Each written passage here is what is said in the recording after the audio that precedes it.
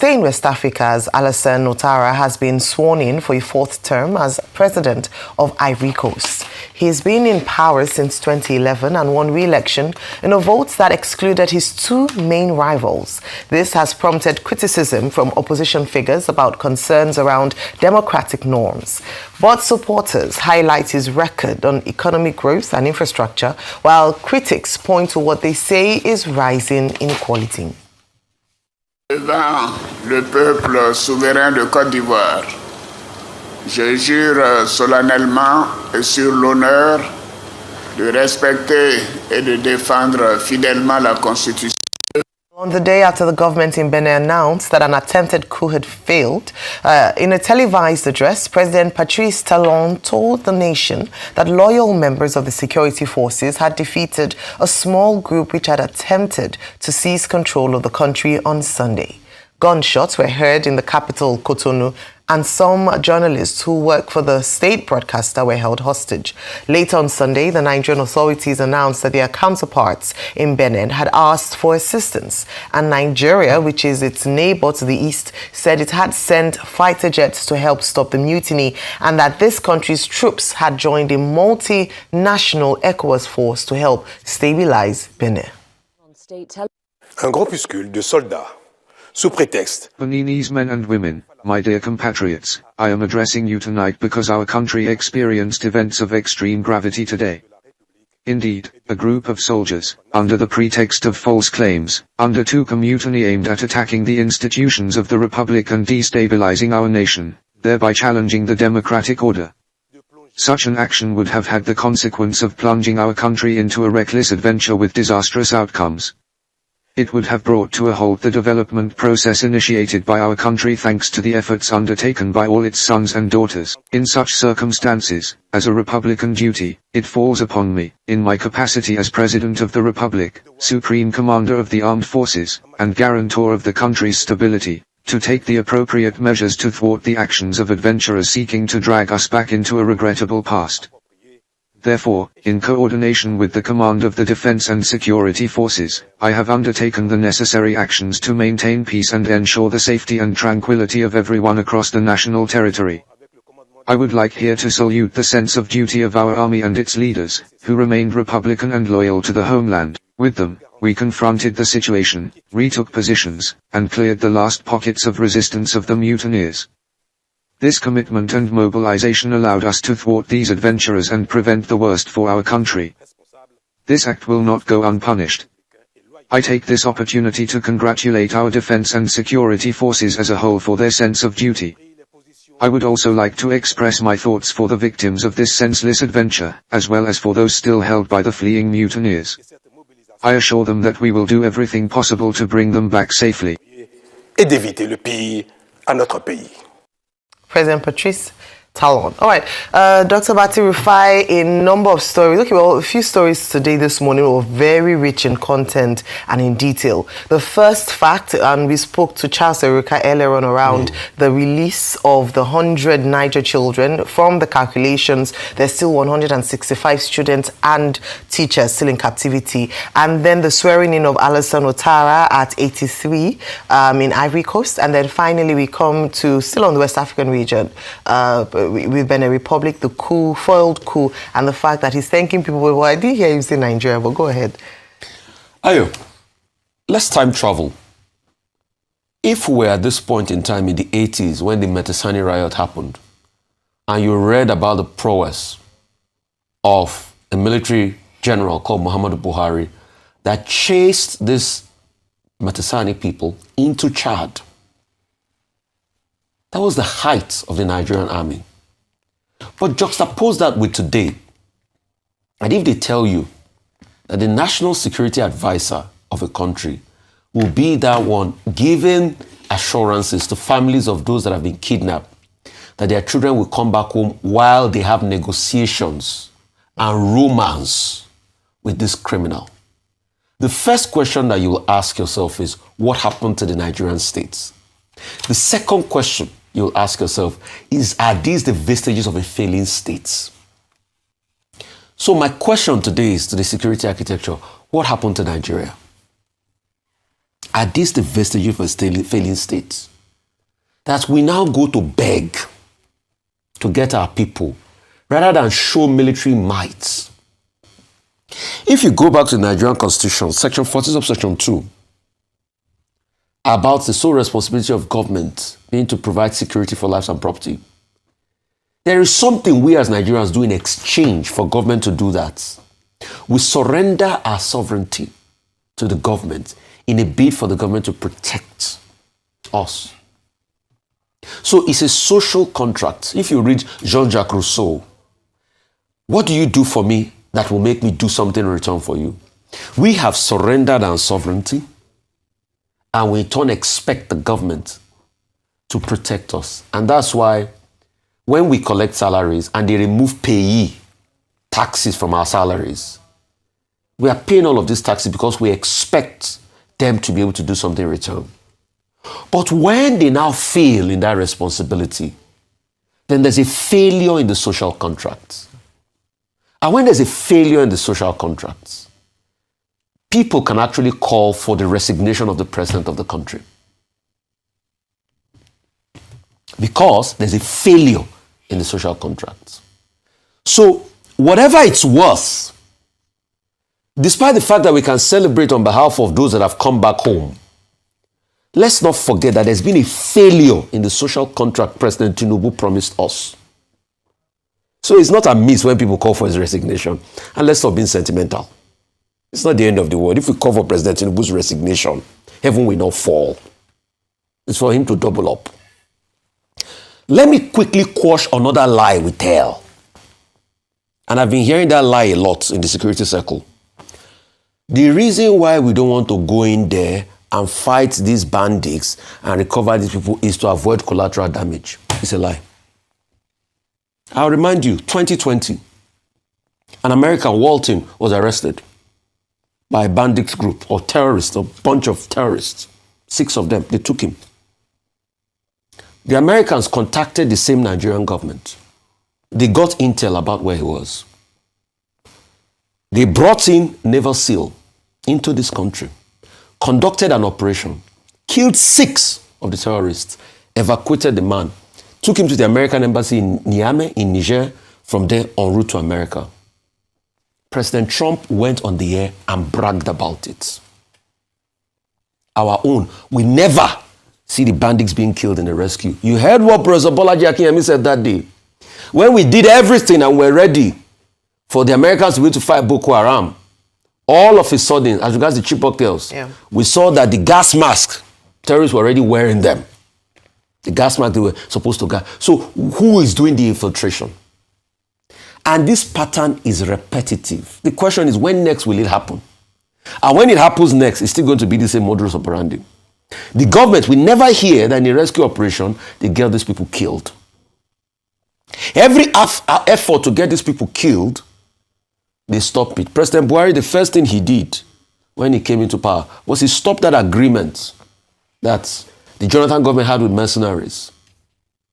So you see, while we deceive ourselves with the false illusion that yes, they are back home, what were the terms and conditions? What did we lose? We lost the fear of the state because the state is supposed to have the autonomy of violence. If there's any non-state actors that has more violence than the state,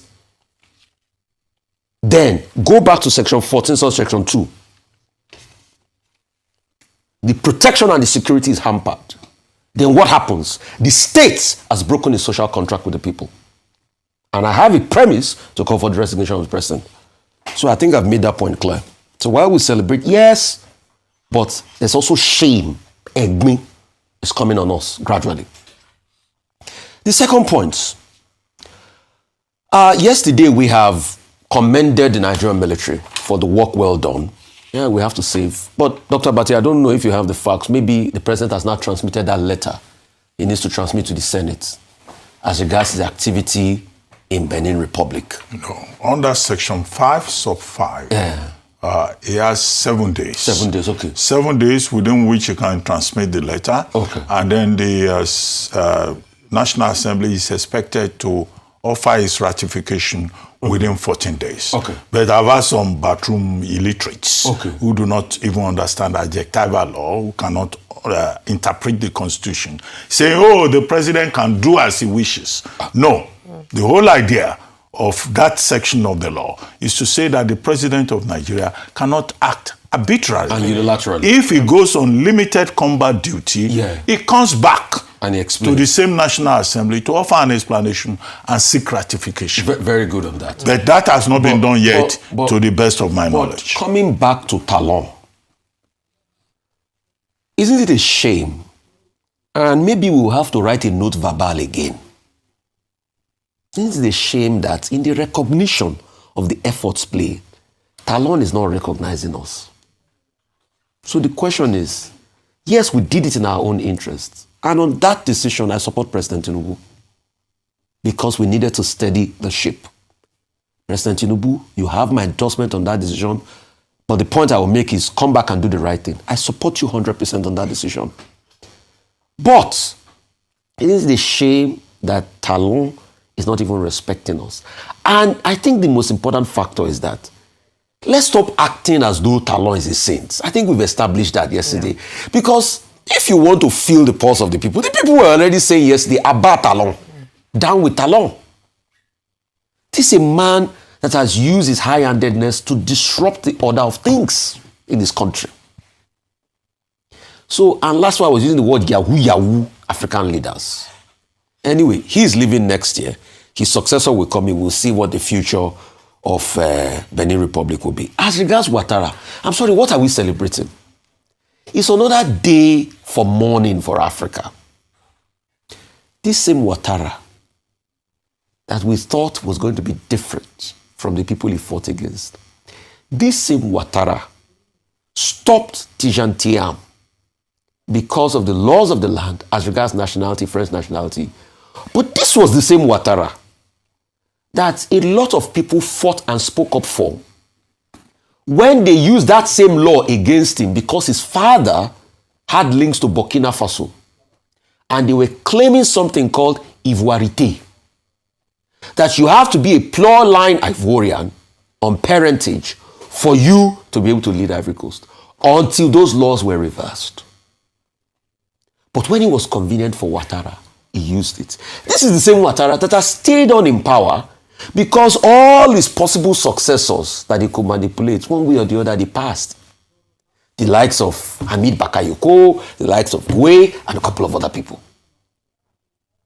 This was the same Ouattara that because of it, there was a civil war that happened. We called Laurent Gbagbo the enemy then. But now he has gotten to power. What has he done? So, him saying America endorses him. Yes, America will endorse you because they need your stability to be able to perpetrate their influence. They need your instability. No, they need your stability. We will bring about some level of stability because at least they know, okay, Ouattara is there for some time. But the question African leaders fail to answer is then what happens to your country after you leave? It goes back to the mentality of the medieval French king that was fond of saying, après moi, le déluge. That after I leave, everything can sink. Because that's the gulf people open up. This same Ouattara that is celebrating, elections over 2,000 people were detained, 11 people were killed. Because he wanted to get over 80% of the votes. Then you put in very watery candidates, like the likes of the wife of Gbagbo, to be able to make yourself look good. So it has just shown with these episodes, both Ivory Coast and Benin Republic, that Africa keeps hovering. And see, when you check the historical antecedent of Africa, this is how Africa has hovered. That's why since 1957, when a couple of African countries started getting independence, to about 1990, Nigeria had, Africa as a continent had well over 100 coups. So if you are to juxtapose that with the population, with the number of countries, before 1990, at least each country had 2 coups, if you were to share coups round. And it's because of this level of sectarism. So we thought in the 70s, the era of Bukasa, the era of Idi Amin Dada was over. The era of Matthew Kirikou was over. We thought the era of Arab Moi was over. But guess what? We have gotten into a new era of dictatorship. We thought Eyadema Nasingbe was over. Now Furo Eyadema has put himself there and it's extended power. And this might be the challenge of Africa for the next 20 years. And that's why, despite the fact that Africa is the next frontier in terms of development and everything, the future still looks bleak as long as you have these Yahoo tenants in the seat of power.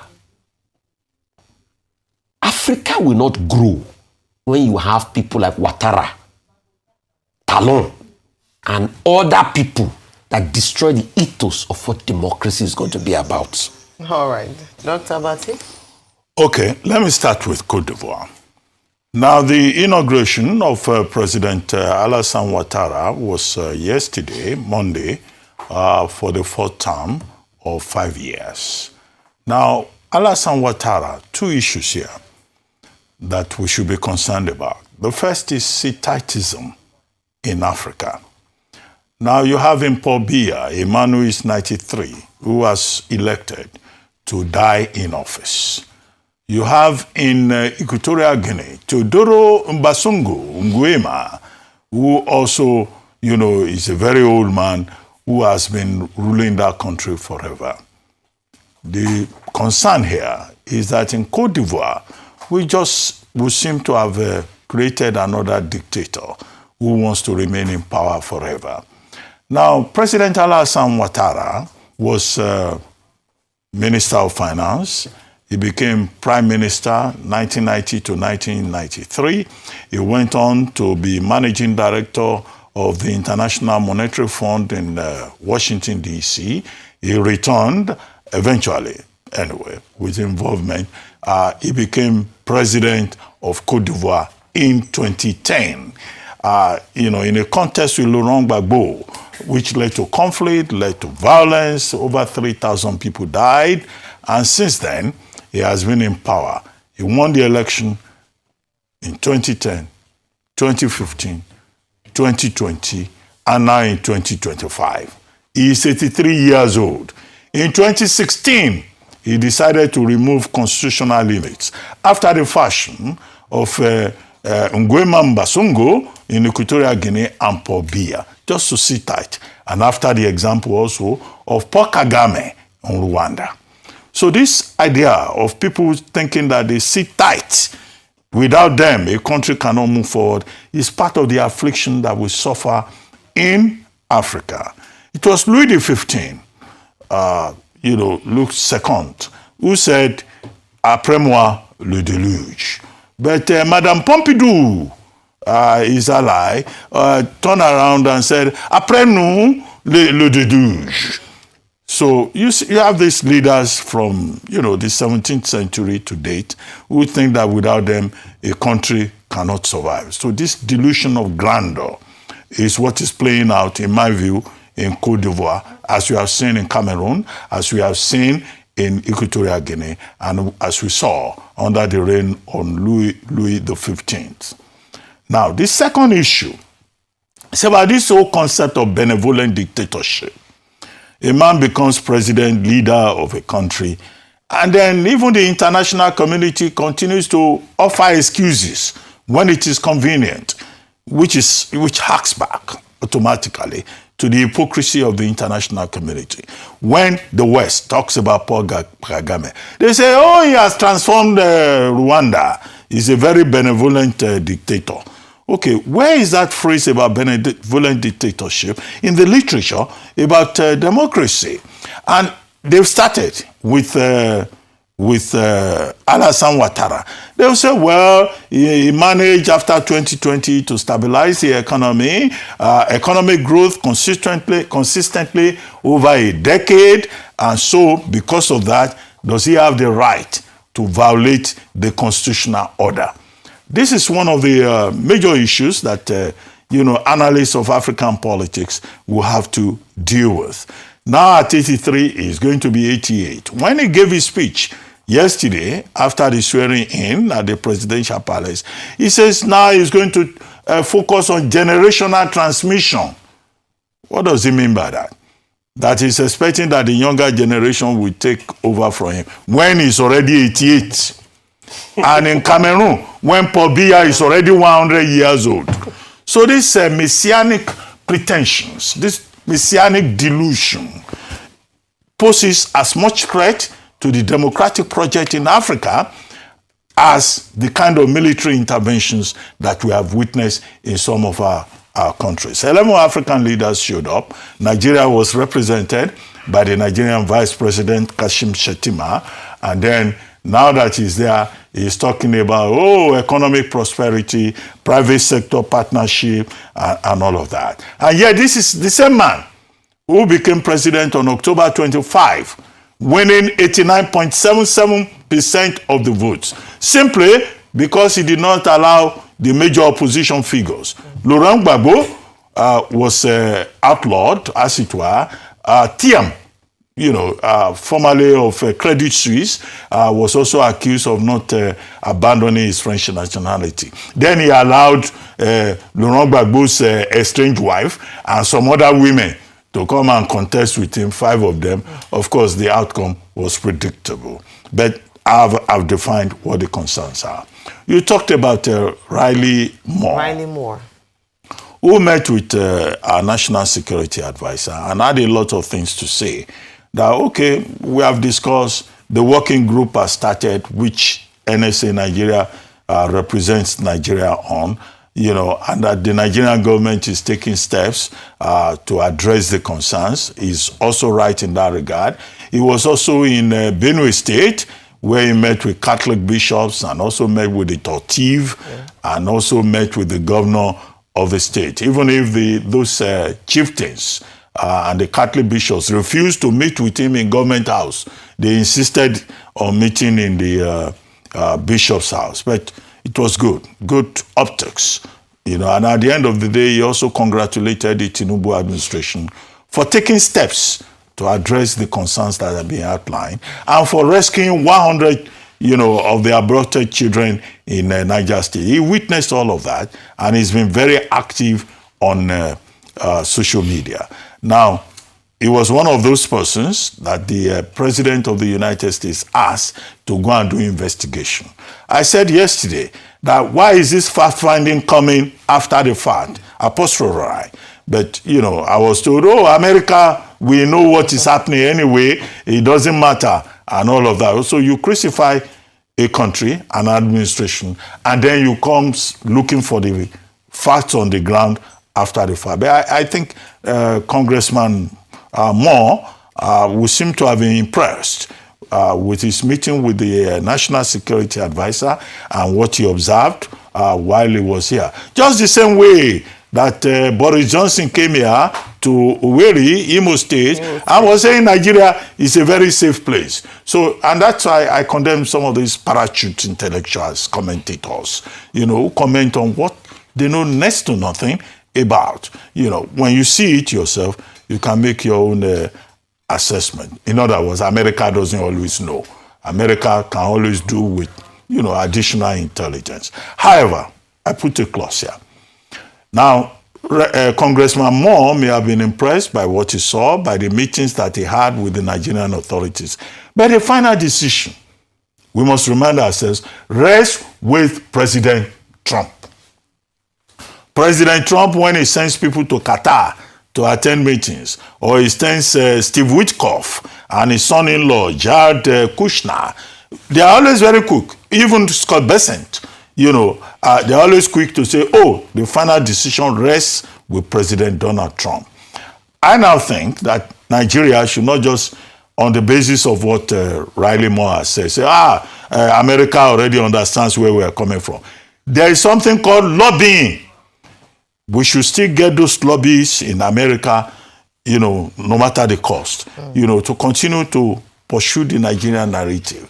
And we can see that, in terms of American diplomacy process, openness is very important. Nigerians should be open.